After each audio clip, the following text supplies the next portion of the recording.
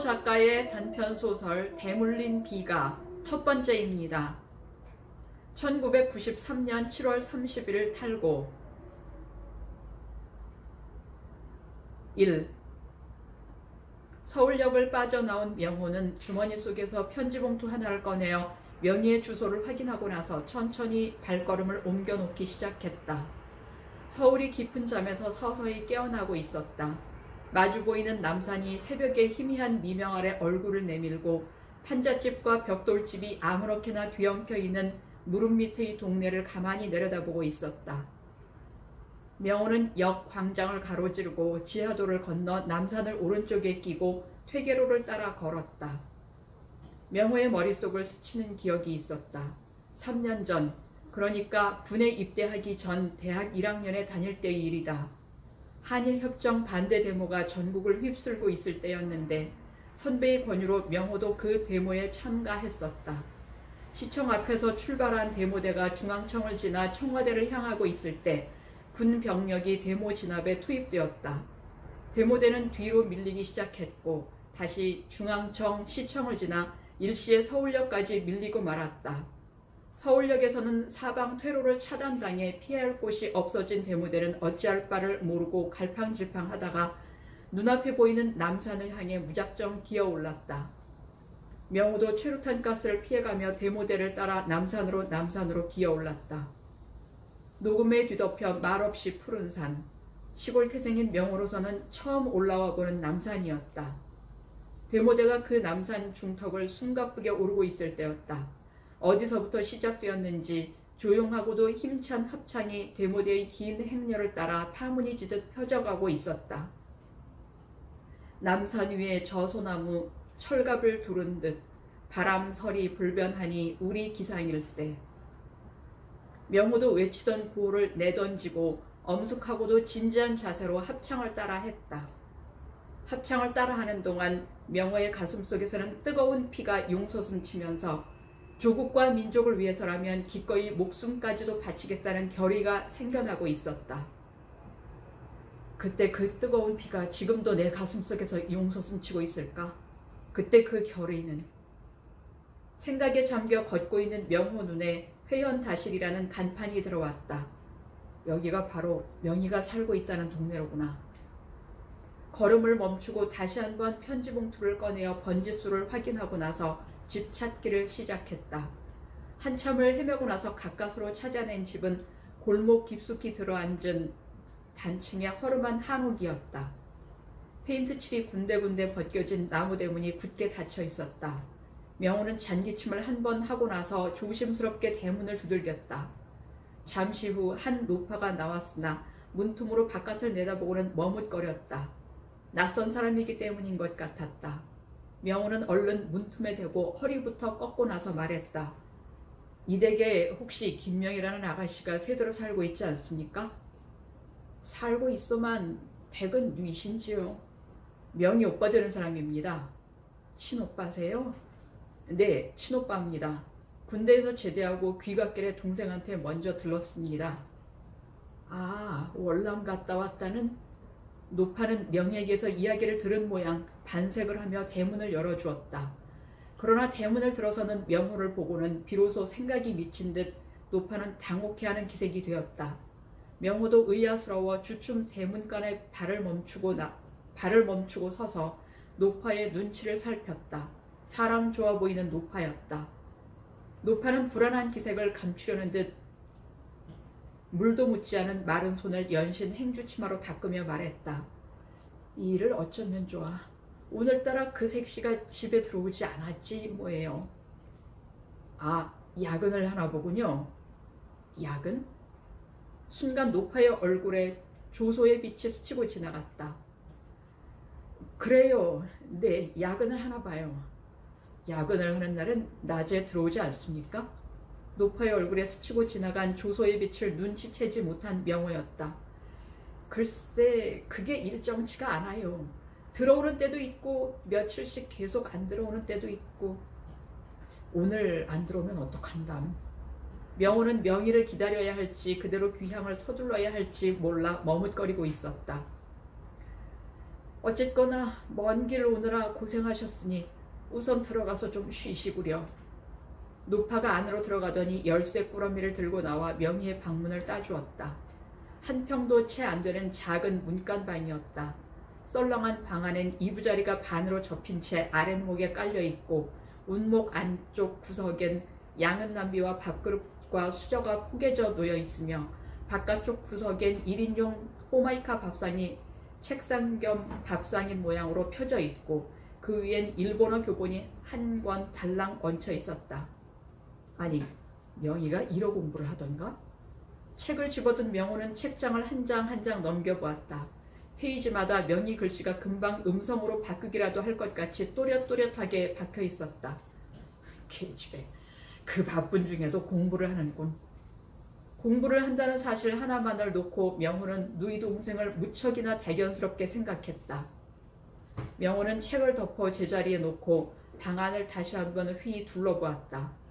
벽엔 입던 옷까지 몇 벌이 걸려 있을 뿐 그 밖에 장식이라곤 모 국회의원의 얼굴과 이름이 들어있는 달력 한 장을 갖다 붙인 것이 전부였다. 아가씨 방이 이게 뭐람? 사진도 걸고 그림도 걸고 인형도 하나쯤 사다 놓을 것이지 하다가는 객지에 나와 공장에 다니는 주제에 방을 꾸밀 무슨 여유가 있으려고. 생각하니 코끝이 찡해왔다. 명호는 눈길을 벽에서 천정으로, 천정에서 다시 방바닥으로 옮겨 놓다가 호마이카 상 밑에서 상자 하나를 발견하고 뭘까 하고 꺼내보았다. 화장품 상자였다. 계집이라고 곧 죽어도 화장은 하는군. 명호는 화장한 누이의 얼굴이 못 견디게 보고 싶었다. 그러나 상자 뚜껑을 여는 순간 화장품이 의외로 많은데 명호는 놀라지 않을 수 없었다. 공장에 다니는 주제에 이 많은 화장품들을 언제 다 바른단 말인가? 그뿐만이 아니었다. 상자 속에서 나온 화장품들 중에는 일제 루즈와 프랑스제 향수와 미제 파운데이션까지 들어있었다. 그 중에서도 일제 루즈의 진한 빛깔을 보고는 더욱더 놀라움을 금할 수가 없었다. 아니, 이 루즈를 바르고 공장에 나간단 말인가? 명호는 고개를 꺾고 또 꺾었다. 노파가 밥상을 차려들고 들어왔다. 명희 색시가 있었으면 오빠 대접을 극진히 했을 텐데 변변치 않지만 시장기나 때우구려. 변변치 않긴요. 죄송할 따름입니다. 명호는 밥맛이 있을 것 같지 않았지만 노파의 성의를 물리칠 수 없어 밥상을 받았다. 명희 색시가 오빠 이야기를 자주 했다오. 그래, 월남에선 언제 귀국하셨수? 한 달 전에 귀국했습니다. 귀국하자마자 곧장 본부대로 가서 남은 복무기간을 마저 채우고 어제 날짜로 제대했습니다. 명희색 씨한테 들른다고 연락은 했수? 연락을 못하고 왔습니다. 제대 날짜가 갑자기 정해지는 바람에요. 그랬겠지요. 연락을 했으면 기다리고 있었겠지요. 노파는 물러갔다가 명호가 식사를 끝낼 때쯤 해서 숭늉 그릇을 받쳐들고 다시 들어왔다. 명호는 숭늉 그릇을 받으며 말했다. 우리 명희가 다니는 공장이 어디 있는 무슨 공장인지 아십니까? 몰라요. 사람 좋아 보이는 노파의 안색이 선악과를 훔친 이브의 그것처럼 창백해졌다. 명호는 그 창백해진 노파의 안색을 똑바로 응시하며 말했다. 괜찮아요. 말씀해 주세요. 공장이 아니죠? 어떻게 하셨소? 공장이 아니면 어디입니까? 호텔 나이트클럽이라오. 나이트클럽? 명호는 태산이 무너지는 것 같았다. 그에겐 나름대로의 계획이 있었다. 월남전에 참전한 대가로 받게 될 돈으로 자신의 중단한 학업을 계속하는 것은 물론 명희도 야간대학이라도 보내어 공부를 시킨다는 계획이었다. 명호 자신은 낮에 학교에 다니면서 밤에 학생들 과외 지도를 하고 명희는 낮에 사무실 급사자리라도 얻어 다니면서 밤에 학교에 다닌다면 어렵지 않게 해낼 수 있을 것 같았다. 방도 같이 얻어 함께 자취를 한다면 한 사람 하숙비로 두 사람 생활이 해결되지 않겠는가. 그런 계획하에 희망을 안고 제대하자마자 명희부터 찾은 것이었다. 그런데 그 명희가 다른 길로 가버렸다면, 그래서 돌아설 수 없게 되었다면 어떻게 할 것인가. 명호는 땅이 꺼져라 한숨만을 쏟아놓고 있었다. 노파가 그런 명호를 위로하던 말했다. 말이 나왔으니 말이지. 오신 김에 잘 달래서 데리고 가도록 하세요. 몸 버리고 청춘 버리고 돈만 벌면 뭘 하겠수. 얼굴이나 좀 곱나 마음씨나 좀 곱나 옆에서 보기에도 안타깝고 애처롭기 그지없었다오. 노팔은 행주치마로 눈두덩을 누르고 나서 밥상을 거두어가지고 방을 나갔다. 하루 종일 기다려도 명희는 들어오지 않았다. 저녁까지 주인 노파에게서 얻어먹고 난 명호는 더 이상 앉아있을 수 없어 명희가 나는 반도 호텔 나이트클럽을 찾아 나섰다. 호텔 경비가 명호 앞을 가로막았다. 건장한 체구에 어깨가 딱 벌어진 사나이였다. 어디 가십니까? 나이트클럽에요. 아직 문을 열지 않았는데요. 몇 시에 열죠? 나이트클럽이 뭐 하는 데인지나 아시오? 노골적인 경멸에 명호는 주먹을 불끈 쥐었으나 참았다. 문을 열면 다시 오기로 하고 호텔 앞을 떠나 서울의 밤거리를 무작정 걷기 시작했다. 가로등이 불을 밝히고 길가 상점들이 불을 밝히고 거리에 나붙은 간판들이 하나둘 불을 밝히고 있었다. 경제 부흥의 문턱을 막 넘어서고 있는 인구 400만의 도시 서울이었다. 추위와 굶주림의 보릿고개를 허위허위 넘어온 기억이 그리 멀지 않은 서울이기에 비만증에 걸리는 것쯤은 이제 두렵지 않다는 듯 왕성한 식욕을 자랑하고 있었다. 그러기에 변두리 군소 도시들을 주워먹고 무작정 상경하는 농촌 유민들을 주워먹고 외국 자본을 주워먹고 외국 관광객을 주워먹고 그리고도 부족해서 더 주워먹을 것이 없을까 하고 밤에도 대낮처럼 불을 밝히고 있는 서울인지도 몰랐다. 저 불빛이 모든 사람들에게 행복을 주는 불빛일까? 저 불빛 때문에 불행의 늪에 빠져 헤어나지 못하는 사람은 없을까? 저 휘황한 불빛 때문에 생겨나는 그늘이 있고 범죄가 있고 타락이 있고 고통이 있고 고독이 있다면 저 불빛은 도깨비의 불빛, 이 도시는 도깨비의 소굴이 아닐까? 명희가 그 도깨비 불빛을 따라가고 명호 자신이 지금 그 도깨비 소굴을 걷고 있다고 생각하니 불빛이 싫고 서울이 싫었다. 이름도 몰라요. 성도 몰라. 처음 본 남자 품에 얼싸안겨 네온사인 아래 오색 등불 아래 춤추는 댄서의 순정. 레코드 가게에서 틀어놓은 확성기에서 노래가 흘러나오고 있었다.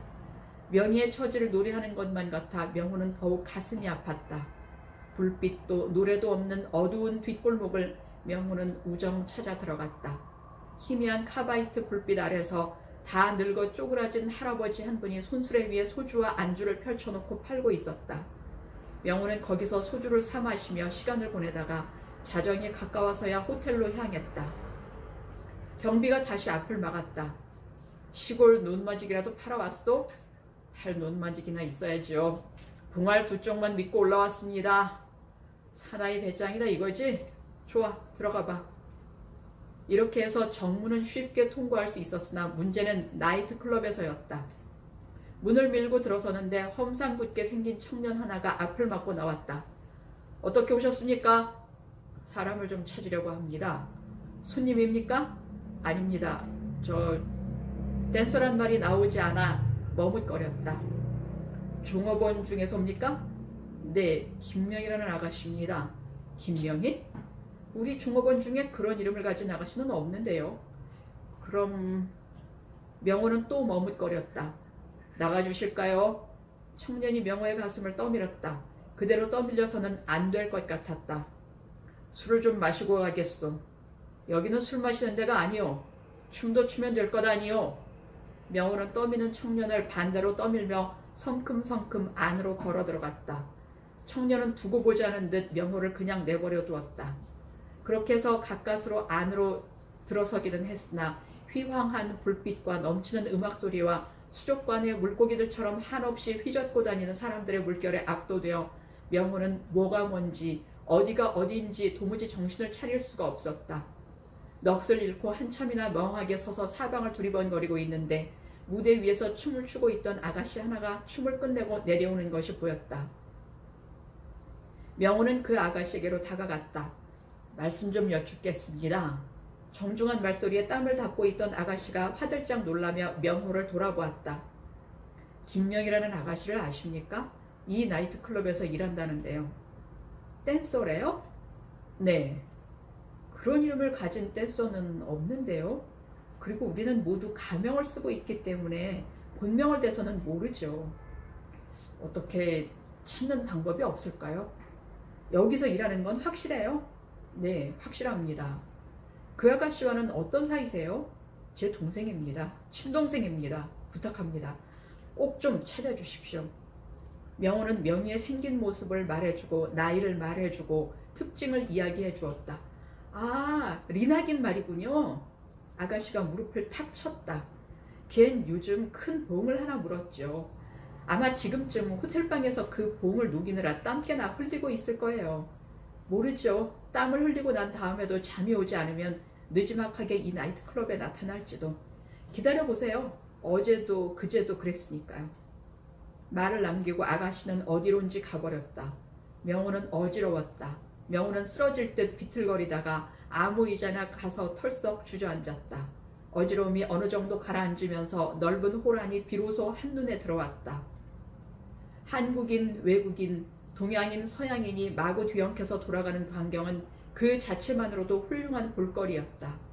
외국인끼리 춤을 추는 경우는 거의 없고 대부분이 한국인 여성을 파트너로 하여 춤을 추고 있었다. 늙은 일본인 남자 하나는 손녀뻘인 한국인 여성을 파트너로 하여 춤을 추고 있었는데 그것은 춤이라기보다 추태라고 하는 편이 나을 것 같았다. 늙은 일본인은 기회만 있으면 한국인 여성을 끌어당겨 자신의 몸에 밀착시키고 반나의 그녀의 몸 여기저기를 더듬고 주무르고 비비기를 되풀이하고 있었다. 매일 밤 명희가 저와 같은 굴욕을 참아내고 있을 거라고 생각하니 피가 거꾸로 흘렀다. 아니, 저보다 더한 굴욕을 지금 이 순간 호텔방에서 참아내고 있을 거라고 생각하니 주먹이 떨리고 이가 갈렸다. 문 앞에서 앞을 가로막던 청년이 험상궂은 얼굴을 더욱 험상궂게 일그러뜨리고 명호 앞으로 다가왔다. 이제 그만 나가주실까요? 술을 마실 거라고 하지 않았어. 술 좀 갖다 주시오. 너한테 갖다 줄 술은 없어. 돈을 주면 될 것 아니야. 코 묻은 돈은 원치 않아. 자, 술 대신 이거나 먹여주지. 청년은 주먹으로 명호의 턱과 가슴을 사정없이 가격했고 명호는 반격 한 번 못해보고 쓰러져 정신을 잃고 말았다. 명호가 깨어난 것은 다음날 아침 병원에서였다. 간호사가 침대 옆 의자에 앉아 졸고 있었다. 동그란 얼굴에 귀염성이 있어 보이는 아가씨였다. 간호사를 깨우기가 미안해서 명호는 침대에 누운 채로 한참을 기다렸다. 창문 커튼 사이로 희미한 아침 햇살이 스물스물 방 안으로 스며들고 있었다. 잘 살아보세, 잘 살아보세. 우리도 한번 잘 살아보세. 청소차가 지나가면서 확성기를 틀어대고 있었다. 확성기 소리에 놀란 것일까? 귀염성 있어 보이는 간호사가 부시시 눈을 떴다. 명호는 그제서야 침대에서 몸을 일으키고 일어나 앉았다. 그리고 간호사에게 물었다. 제가 어떻게 여기까지 오게 되었죠? 앰뷸런스에 실려왔죠. 간호사는 졸다 들킨 것이 쑥스러웠는지 얼굴을 붉히며 차갑게 대꾸했다. 따라오는 사람도 없이 혼자 실려왔습니까? 나이트클럽에서 쓰러진 자신을 어떻게 방치했을까? 그것이 궁금했다. 아니요. 아가씨 한 사람이 따라왔어요. 동생이라고 하더군요. 김명희 씨라고 하던가요? 명희? 그래. 걘 지금 어디 있습니까? 갔어요. 다친 데가 없다는 의사 선생님의 진단 결과를 보고는 통금이 해제되자마자 병원에서 나갔어요. 매정한 계집애. 명호의 입에서는 탄식이 절로 새어나왔다.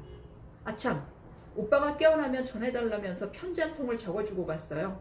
잠깐만 기다려보세요. 간호사가 밖으로 나가더니 편지 한 통을 들고 들어와서 명호 앞에 밀어 놓았다. 오빠가 깨어나면 붙잡히고 말 테니 깨어나기 전에 서둘러 도망을 칩니다. 퇴원하기 전에 다시 한번 정밀 검사를 받아보고 퇴원하도록 하세요. 치료비는 충분히 지불했으니까 걱정하지 않으셔도 될 거예요. 그리고 부탁이에요. 더 이상 절 찾아다니지 마세요. 오빠가 절 찾아다니면 저는 자취방을 옮기고 직장을 옮기는 수밖에 도리가 없어요. 그런 번거로움까지 저에게 주실 필요는 없지 않겠어요? 집으로 자주 연락드릴게요. 오빠, 동생 명희는 어디서 무엇을 하든 열심히 살고 있다는 것만 믿어주세요. 오빠를 월남으로 보내고 아버지, 어머니가 몇 날 몇 밤을 울며 지새우셨는지 아세요?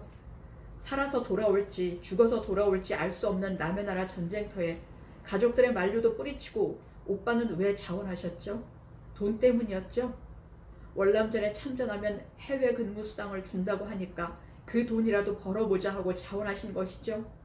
군대를 제대하면 학업을 계속해야 하는데 돈 나올 구멍은 없고 하니까 이 기회에 학비라도 벌어보자 하고 월남 파병에 자원하신 것이죠.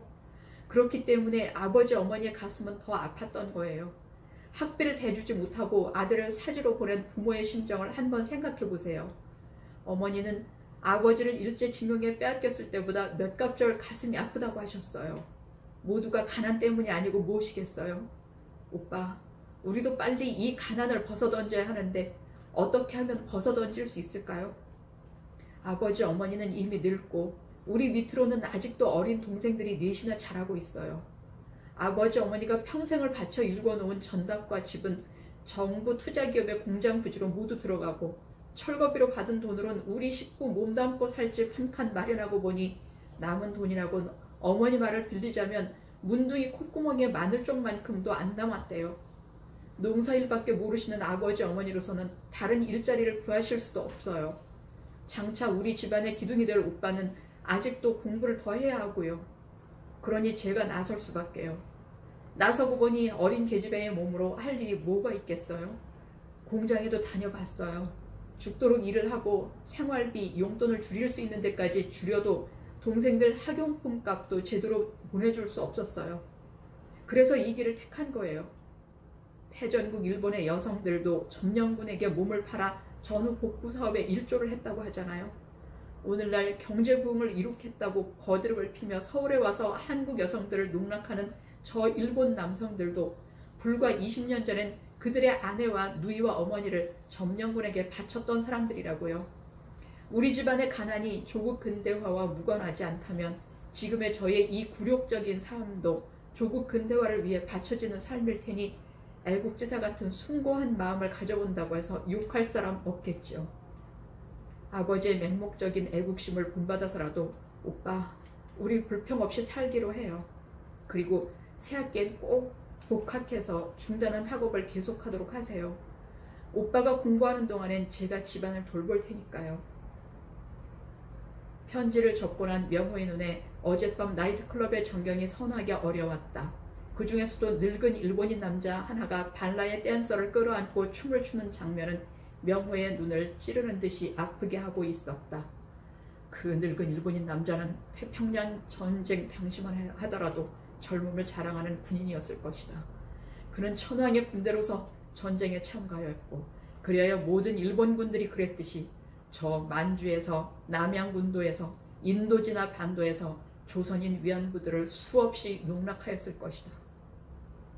그날의 향수를 되살리면서 그때 그 조선인 위안부들의 살맛을 되씹으면서 그 늙은 일본인 남자는 지금 한국의 꽃다운 젊은 여성을 마음대로 희롱하고 있는 중인지도 몰랐다. 명희가 요즘 물었다는 큰 봉은 어떤 놈일까? 늙은 일본인 남자 품에 안겨 온갖 굴욕을 참아내고 있는 반라의 얼굴이 명희의 얼굴로 바뀌었다. 명희 얼굴은 다시 정신대로 끌려간 고모의 얼굴로 바뀌었다. 명호로서는 이야기로만 들었을 뿐 본 적이 없는 고모의 얼굴이었다. 어제는 아버지의 누이를 농락하던 놈들이 오늘은 내 누이를 농락하고 있구나. 명호는 주먹을 불끈 쥐고 부르르 떨었다.